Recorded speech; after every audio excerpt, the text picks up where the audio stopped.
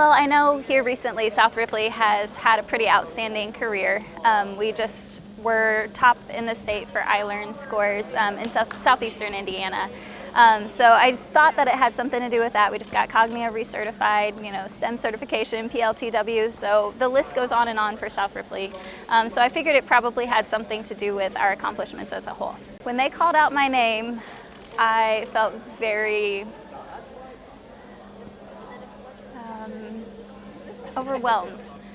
I think overwhelmed would be the word that I would use because obviously there's so many emotions and there's so many different people that have had such an impact in my life, and I look around at the students and the staff and my teams and administration and counselors and all these wonderful people, and to know that out of everybody in the room they chose me is a pretty overwhelming feeling, because it's one of those things where I want to make sure that I represent South Ripley the best that I can, because this place has my heart.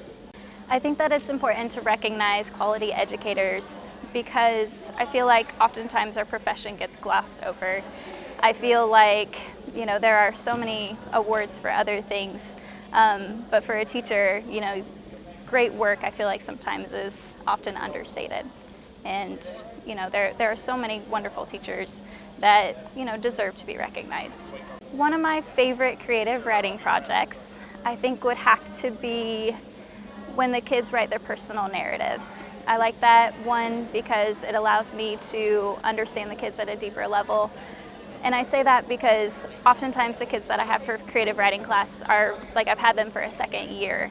And so when I see them, as seventh graders, of course I get to know them, but then when they really are able to, tell me about like the deeper part of themselves, I think that that's just a way for me to get to know them more and understand them more.